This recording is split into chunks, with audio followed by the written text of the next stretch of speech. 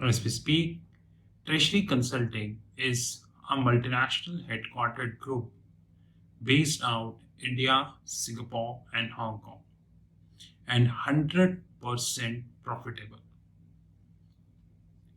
Before I start this video, I would like to give you a good news, which is that our OTT platform, which is over the top TRFX Academy, now crossed 150 videos. You heard me right, 150 videos. Slowly and eventually, our target is between 400 to 500 videos by December 2022 and around 1500 videos near about by 2023. An exclusive knowledge platform which cover hardcore technical knowledge. We are on the way. Now, first of all, I would like to give the source of the information. The source of the information is this magazine, which is Fortune India magazine. You all understand that I am an avid reader of the magazine. Various magazines, research books, newspaper, printouts. See, I have taken a printout of this also, which I would be discussing in the next video, which covers the Credit Suisse. This printout is of 23 pages. I keep downloading information from the internet, keep, having the updated information, having the, I would say the magazines and all, because I believe that the only thing which can save you is the knowledge, because the whole system is compromised, whether it is regulatory framework, whether this is bureaucracy, whether this is media, whether this is print media, it is compromised. Even as far as this magazine is concerned, their article on the startup is compromised. I'll have a separate video in that regards. Today, I would like to talk about a topic which covers India. We all understand that the Russia-Ukraine war is going on. I don't think I need to explain you that what the hell is happening in Ukraine. On a humanitarian ground, this is completely unjustified. Although the Western countries are trying to pop up a lot of pushes, I would say, on Russia, but unfortunately, Russia is completely relentless. Rather, it would be better to say that Russia is saying, I do not care. But this war is having substantial impact on the globe. In the sense like whether it comes to inflation, whether it comes to employment, whether it comes to supply chain risk, whether the central banks are hiking the rate, whether the geopolitical issue, and many more things. This war is now taking a substantial toll on the global financial system. But today, we are not covering the global financial system. Rather, we are covering Indian financial system. The statistics which I wanted to talk about, I have taken from this magazine. According to this magazine, in 2014, the fiscal deficit of the country was 5,10,725 crores. My favorite friend. So in 2014, the fiscal deficit was 5,10,725 crores.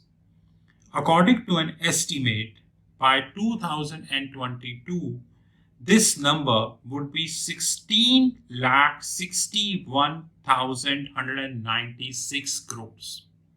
I repeat, 16,61,196 crores.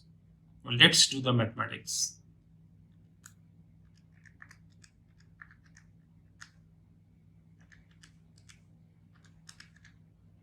Which means near about 3.25 times, which means in the last 8 years, which is from 2014 to 2022, India fiscal deficit has jumped by 3.25 times. I know the Einstein, Edisons, and Newtons are saying that in 2014, as a percentage of the GDP, it was 4.1%, but now it is 6.4%, which means even if I go with that way, more than 50% jump, or alternatively 200 basis point jump. But is the definition of GDP is correct in India? I don't think so. Top banks are quitting India. Very recently, the top cement company Holcim is quitting India. Very recently, the automaker Ford, and before Ford, many more automakers quitted India. The startups are cutting the jobs. Very recently, Unacademy cut around 1,000 people. And please go to Google, you see a substantial job losses in Indian corporate sector. Indian corporate is raising a huge quantity of debt. Very recently, the Future Group defaulted. Banks phased out near about 11 lakh crores. You heard me right. 11 lakh crores worth of non-performing assets in the last few years. So my biggest question would always be, is the definition of GDP is correct in India? I don't think so. I always have second opinion as far as the GDP definition is concerned. It all depends upon the base year which you are taking. To me, GDP is when the companies are coming in the system, when there are jobs in the system, when the unemployment is lowest, maximum 2%, when there is a huge capex, capital expenditure, which is happening in the system, and this should be pertinent and apparent, which, by the way, I cannot see it. So things like that.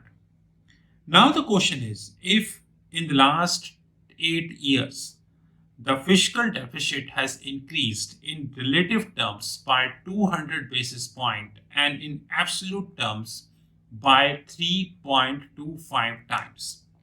But there is a big problem which I would like to say. According to the Japanese firm Nomura, 10% increase in oil prices would shave 0.2% of the GDP. It means 10% increase in oil prices would shave 0.20% of the GDP. And according to the same magazine, the annual consumption of oil in India is 1500 million barrels. So the annual consumption of oil in India is 1500 million barrels. So let's do some mathematics. It is said that India GDP is 3 trillion, which means 3000 billion. Okay, 3000 billion. Now let's assume, why assume? Today oil is 110. Let's increase this by 20%.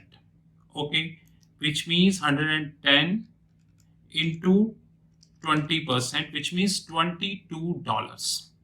So today it is 110.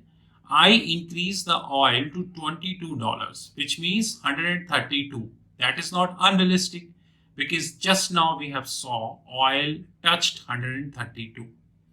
Now, if the annual consumption of India is 1500 million barrels, then what I do, it means on every barrel there is an increase of $22. 1500 into 22.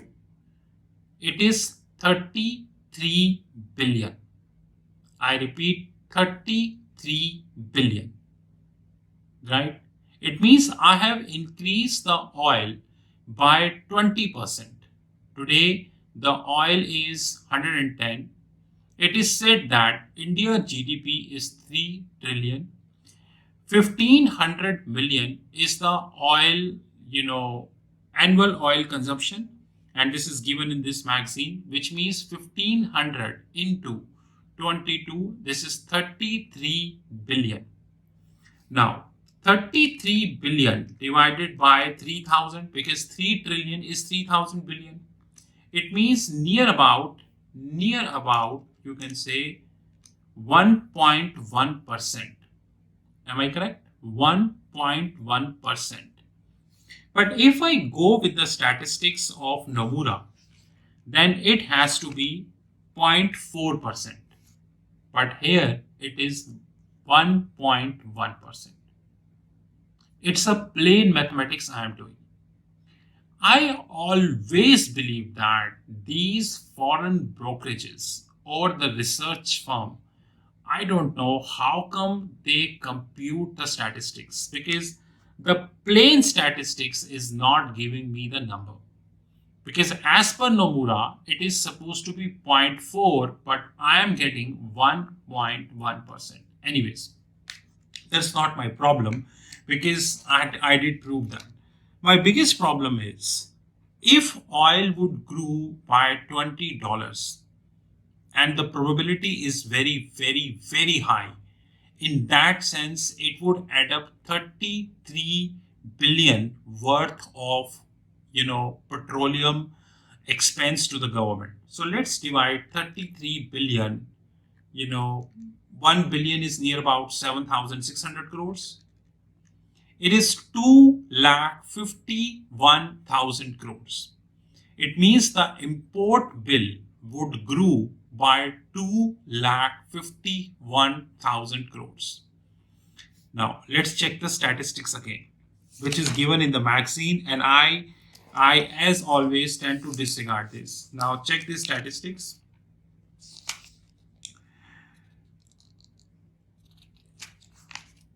You just give me 1 minute. I noted this statistics. Yeah. These statistics is a 1 rupee reduction in the excise duty on the petroleum product cost exchanger 15,000 crores. So a 1 rupee reduction in the excise duty cost 15,000 crores. So if the oil grew by $22, take it INR at 76, it means, would government able to pass the excise benefit to the people? I don't think so. Because the government would be losing 15,000 crores on every rupee. The government would be losing 15,000 crores on every rupee. Would the government be able to pass that bill, that to India, to the customer? I don't think so. Let's have one more statistics, which is a very important statistics which I got. According to the Finance Ministry assessment, the financial year 22 fertilizer bill would go up by 15,000 crores from the revised estimate of 1,40,000 crores. Okay, so it would jump by 15,000 crores, which means the government is estimating near about 1,55,000 crores. For financial year 23, it is likely to be enhanced from the budget estimate of 1,06,000 crores roughly to 1,50,000 crores. Now, I would like to link this statistics with a very important statistics which I got it on Russia. 42% of the global ammonium nitrate, I repeat, 42% of the global ammonium nitrate, a key raw material in fertilizers, is coming from Russia. Which means just less than 8% from 50% is coming from Russia.